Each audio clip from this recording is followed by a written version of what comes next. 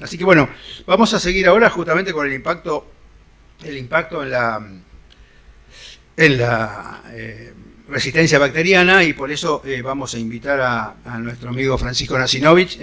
Francisco es jefe del servicio de infectología del ICBA, el Instituto Cardiovascular de Buenos Aires, como me recuerda Mili.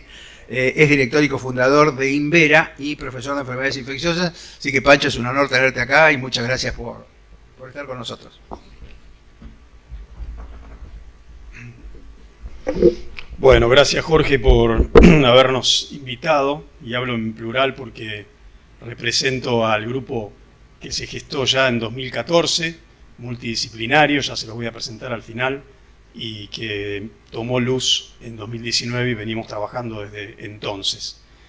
Sabés, Jorge, que Semmelweis lo echaron del trabajo cuando dijo que había que lavarse las manos, ¿no? Así que y le hicieron una estatua después. Bueno, y gracias a la Academia por recibirnos en su casa, en este espacio, decíamos con Tomás, cuántas veces hemos pasado tardes aquí estudiando en la biblioteca. Bueno, aquí. Ya desde Ehrlich, con la teoría de la bala mágica, con el medicamento, el Salvarsan, ¿no?, que descubrió para el tratamiento de la sífilis a principios del siglo pasado, realmente fue una revolución el tema de los antimicrobianos, y por supuesto que el surgimiento de estas drogas con uno de los pioneros, con Fleming, realmente cambió la historia de la humanidad. Ustedes saben que hay 3 estrategias que tuvieron un impacto crucial en aumentar la expectativa de vida, duplicarla o hasta triplicarla, que fueron los antibióticos, las vacunas y el agua potable. Y realmente cambiaron la historia de la humanidad, y de hecho, en la época en que se licenció la penicilina, que iba todo al frente de batalla en la Segunda Guerra, se usaba muy poco en América, tuvo un impacto porque muchas infecciones que dejaban secuelas o eran mortales empezaban a ser resueltas rápidamente, e inclusive se promocionaba como el milagro de $5, ¿no?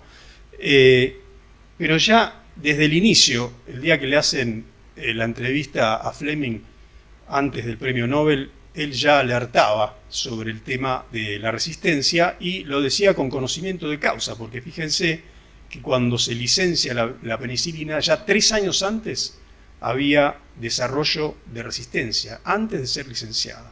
En verde están los antibióticos que desarrollaron resistencia el mismo año en que fueron licenciados, y en amarillo 1 o 2 años después de haber sido licenciados.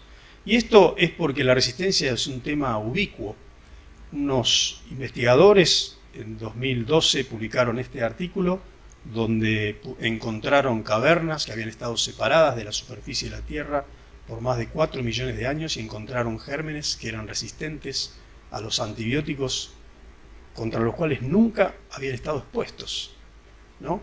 Entonces, es un problema ubicuo, ¿no? Está en todos lados, y coincidiendo totalmente con la mirada aguda de este observador de la realidad, vamos a dejar el pasado y vamos a ver qué es lo que pasa ahora. ¿Y de qué hablamos cuando hablamos de resistencia? La resistencia es un mecanismo que tiene el microorganismo para sobrevivir a un ambiente hostil, y eso puede ser tanto el entorno como en el ser humano, entre otros mecanismos que desarrolla, pero es un mecanismo propio del microorganismo que lo tiene siempre.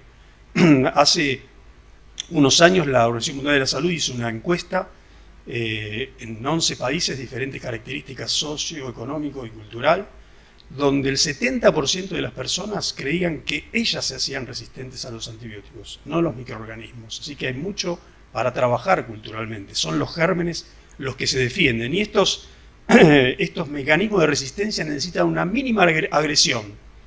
Un solo comprimido de un antibiótico puede gatillar el desarrollo de resistencia, y el mecanismo para recuperar la sensibilidad puede demorar años. Y además son contagiosos entre sí, se lo transmiten entre los gérmenes esos mecanismos de resistencia. Fíjense el impacto de la resistencia antimicrobiana para 2050, los millones de muertes que se estiman los trillones, esa palabra que introdujo Jorge, de costo, pero fíjense abajo, 2019, antes de la pandemia, los números que hablaban de las muertes asociadas o atribuibles a la resistencia antimicrobiana antes de la pandemia. Y en el mapa, arriba a la izquierda, las muertes que se suponen van a ocurrir para el 2050, que algunos calculan que va a ser una cada 3 a 4 segundos por resistencia a los antimicrobianos, y que va a superar a otras enfermedades como el cáncer o los accidentes de tránsito. Y ya les voy a mostrar que no va a hacer falta esperar al 2050 porque ya empezamos a tener dificultades, concretamente también en la Argentina. Y fíjense que esto ha llamado la atención a foros que están fuera de la salud humana, como el Foro Económico Mundial, 2013, ellos alertaron sobre el problema de la resistencia y muestran en su informe un mapa donde ven los lugares donde hay resistencia e inclusive en la Antártida. En la Antártida hay en el agua y en las aves resistencia antimicrobiana, y como señaló recién Jorge, hay estudios de países escandinavos donde han mostrado que las aves migratorias tienen en su pico y en sus patas gérmenes multiresistentes, estudios hechos en nuestra sur, en nuestra Patagonia, Ushuaia, la Antártida, que llevan esos gérmenes miles de kilómetros con su migración. Y la pandemia, no podemos ignorarla, ha tenido un enorme impacto en el tema de la resistencia, tenemos un serio problema, fíjense la cantidad y el porcentaje de incremento de microorganismos resistentes que hemos tenido fruto de la pandemia de COVID, que bueno es decirlo, la pandemia ha finalizado como tal, pero el virus sigue circulando, lo tenemos entre nosotros ahora en un brote en diferentes partes del mundo, incluyendo nuestro país, y fíjense cómo empezamos a tener cada vez más gérmenes resistentes en nuestro país. Saben que ahora mismo los datos del Instituto Malbrán, del Laboratorio Nacional de Referencia, tenemos ahora mismo en Argentina lo proyectado para dentro de 10 años en términos de resistencia. Nos adelantamos 10 años. Es decir, que no vamos a tener que esperar al 2050 para tener el impacto de la resistencia como tenemos en Argentina. Como bien dijo Jorge, este es un problema de un ecosistema, ¿no? Esa palabra que se usa tanto ahora, ¿no? El ecosistema que incluye a los humanos, que incluye a los animales, que incluye a la actividad humana en diferentes escenarios. Y fíjense, un informe de OPS, donde la cantidad de sustancias biocidas que hay a nivel industrial, mucho más que los residuos de instituciones hospitalarias. Fíjense que hay montones de antibióticos que se liberan al medio, e inclusive en industrias que no tienen nada que ver con la salud humana, porque hay metales pesados y hay biocidas que se eliminan a los efluentes que van ejerciendo presión. Muchos elementos que usamos en nuestra práctica cotidiana, por ejemplo la pasta dental, tiene sustancias biocidas que tienen un efecto sobre los antimicrobianos. Así que este ecosistema complejo e interconectado, como bien nos mostró Jorge, tiene implicancias en todos los escenarios. ¿Qué pasa con el uso de antimicrobianos? Se calcula que el 75-80% de los antimicrobianos que se producen en el mundo se usan en la actividad pecuaria. Solamente una cuarta parte en la actividad humana, la mayoría en forma ambulatoria y el resto a nivel hospitalario, pero a nivel hospitalario es donde hay mayor presión porque son los antibióticos de mayor espectro. Si uno juntara todas las toneladas de antibióticos que se fabrican anualmente en la Tierra, se podría cubrir toda la superficie terrestre con una capa de 1 centímetro de antimicrobianos. Fíjense, las cifras, complementando lo que dijo Jorge, son muy, muy llamativas, y como bien dijo, la mayoría de los antimicrobianos en la actividad pecuaria se usan no como tratamiento. Eso es otro problema, lo mismo que el misterioso mundo insondable que no podemos medir, que es el tema de la piscicultura y las toneladas de antimicrobianos que se vuelcan en las aguas. Pero también tenemos emisarios, los bioaumentadores, los insectos en esos lugares donde se usan antibióticos, que tienen miles y miles de bacterias dentro suyo y que las transmiten no solamente cercanamente, sino que pueden llegar, como adelantó Jorge, varios kilómetros lejanos, las moscas, por ejemplo, o también las aves, que pueden diseminar gérmenes multiresistentes a kilómetros de donde estaban. Y también tenemos que mencionar a los animales de compañía. No se salva a nadie, Jorge, a los dos Jorge, les digo. 2 años antes de encontrar gérmenes multiresistentes en los humanos, ya se encontraban en las mascotas. Y de hecho, hay muchos estudios en animales de compañía en diferentes partes del mundo. Faltaría agregar Argentina, estamos trabajando en ese sentido con el grupo Invera, pero fíjense que tienen gérmenes multiresistentes también las mascotas y es necesario abordar este tema. Y por supuesto los viajeros. 2014, el Congreso Americano de Infectología, viajeros que iban a lugares donde hay multiresistencia, volvían colonizados con gérmenes multiresistentes y saben que la colonización precede a la infección. Y de hecho, ahora en Europa, si uno va y se interna en un hospital en Alemania, un factor de riesgo para germen multiresistente es venir de Sudamérica. Entonces es importante también el intercambio. Y abriendo un poco para lo que va después a hablar la doctora Restucci, el tema climático no es un tema menor. Y básicamente porque el aumento de la temperatura, esto es una información que acaba de salir a principios de este año, la temperatura aumenta y entre 32 y 36 grados los microorganismos, como ven ahí, en varias de las líneas, se sienten en un ambiente ideal para proliferar. Así que el cambio climático tiene impacto directo con el desarrollo de resistencia. ¿Y cuál es el impacto en la salud humana, además de los costos en salud? Todos estos problemas. Procedimientos que hacemos habitualmente no se podrían hacer o fracasarían estrepitosamente con la falta de antimicrobianos. Mayor morbilidad, mayor mortalidad, fallas en los procedimientos como les comentaba. Hace unos años se había publicado un trabajo donde se hablaba, tal vez en términos, perdón, quizás un poco apocalípticos sonaban en ese momento, que habíamos vuelto a la era preantibiótica, que no teníamos, y estamos en la época pre-Fleming, ¿no?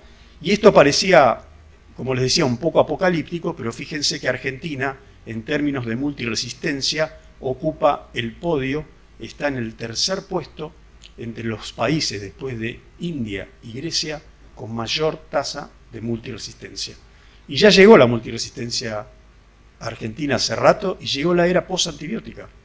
En 2017 presentamos este trabajo en el Congreso Europeo de Microbiología, donde se había encontrado a pocos kilómetros en la provincia de Buenos Aires un germen pan resistente que no era sensible a ningún antibiótico de los que estaban disponibles en Argentina. Los pacientes se morían en 48 horas. Y pudimos, de una manera multidisciplinaria, controlar el brote. Y más cerca en el tiempo, este año, el Instituto Malbrán, nuestro laboratorio de referencia, emitió una alarma donde a pocas cuadras de acá hay gérmenes pan resistentes, inclusive a drogas, que están en el exterior. Los pacientes eran la mayoría trasplantados renales, que no murieron, pero varios de ellos perdieron el órgano trasplantado. Esto es Barrio Norte. No tenemos que irnos a la India ni a Grecia, lo tenemos aquí en Argentina. Y hace poquito, el año pasado, se publicó en la revista de la Sociedad Argentina de Infectología el estudio Embarcar, un estudio multicéntrico, varios hospitales de nuestro país. Fíjense la mortalidad de infecciones por gérmenes multiresistentes, 50%. Para que tengan una perspectiva, eso es más de 10 veces la mortalidad de una persona que tiene un infarto de miocardio con obstrucción completa de la coronaria. En el instituto donde yo trabajo, la mortalidad por el infarto de miocardio con supra-ST, obstrucción completa de la coronaria, es 3%. En Argentina es entre 5 y 8%. Esto es más de 10 veces más. Y para una persona que tiene un infarto, se implementan una serie de mecanismos para atender rápidamente al paciente. Saben que está lo que se llama la calidad de atención, que en ese caso, en ese escenario, se denomina el tiempo puerta-balón, es decir, desde que el paciente entra con el dolor de pecho hasta que se le destapa la coronaria no tiene que pasar más de 90 minutos. con una mortalidad del 3%. Acá se muere 1 de cada 2 pacientes con una infección por un germen multiresistente. Y otra cosa de preocupación, se va a publicar, ya está online, pero se va a publicar dentro de unos días, en octubre. Esto es una revista Emergencias en enfermedades infecciosas. Fíjense la última columna, 2022. Más de la mitad de los gérmenes multiresistentes encontrados en infecciones en pacientes son en la comunidad. Ya atravesaron las paredes del hospital. Lo habíamos sabido a principios de este año en el Congreso Europeo de Microbiología en Dinamarca, donde ya tenían gérmenes multiresistentes en la comunidad en el sudeste asiático. Ya llegó a Nueva York. Falta poco para que lo tengamos también en Argentina. Así que, ¿qué podemos hacer? Bueno, la respuesta a esta situación es multifactorial. Esta es una de las iniciativas que nos parecen tan positivas que se lleven adelante. La respuesta a ese problema tiene que abarcar diferentes escenarios en el ámbito de la salud humana, pero también la salud animal y medioambiental. La OMS ha propuesto una serie de estrategias para justamente mitigar el desafío de la resistencia a los antimicrobianos, y fíjense que muchas de las cosas que nosotros proponemos en el ámbito de las enfermedades infecciosas son estrategias poco costosas, pero que tienen un gran impacto. Lavarse las manos, limpiar bien el hospital, aislar a los pacientes que tienen gérmenes resistentes, vigilar si tienen gérmenes resistentes que los portan. Son situaciones que no requieren grandes recursos, pero es difícil de implementar. Y tenemos la ley. Argentina es un modelo en ese sentido en el mundo.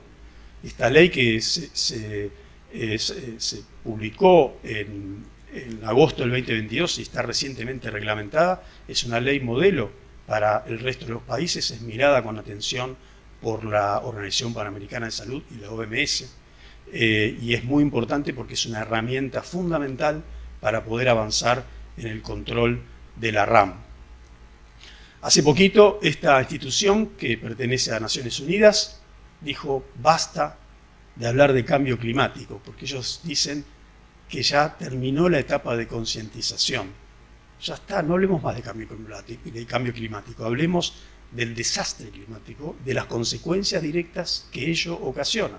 Me pareció interesante la mirada y podríamos trasladarlo al tema de la resistencia. Hablemos de resistencia, de las consecuencias directas que tiene este fenómeno tan preocupante que nos toca a todos dentro y fuera de los hospitales. Así que hay mucho por hacer. Estamos muy contentos de esta iniciativa con Invera, que empezamos a gestarnos en 2014, y desde 2019 que somos una asociación civil, estamos trabajando en diferentes escenarios, en docencia, en investigación y en apoyo técnico concreto. Tenemos un proyecto insignia que se llama Hospitales Hermanos, donde generamos instrumentos concretos de apoyo técnico a la medida del lugar. No es nada empaquetado donde tienen que hacer algo que viene desde afuera, sino que ellos identifican qué problema hay en Argentina. Todos los hospitales saben cuál es el problema que tienen, pero tienen tantos que muchas veces es difícil saber por dónde empezar. Nosotros les ayudamos a ordenarlos, a organizarse, a medir, a tener datos propios y a realizar cambios que en el corto y mediano plazo son resultados muy promisorios. De hecho, el Congreso de la SADI, que se hizo la semana pasada, que fue Sociedad Argentina de Infectología y Asociación Panamericana de Infectología, entre los 10 mejores trabajos hubo uno que era de nuestro proyecto Hospitales Hermanos, donde en un hospital muy pequeño en la ciudad de Rafaela obtuvieron resultados a corto y mediano plazo con disminución de la resistencia, disminución del uso de antibióticos, disminución de los costos. Los infectólogos es poco probable que podamos hacerle ganar dinero a una institución, pero podemos hacer ahorrar muchísimo dinero y obviamente ahorrar en vidas humanas. Así que vamos a trabajar intensamente con los Jorges. Muchas gracias.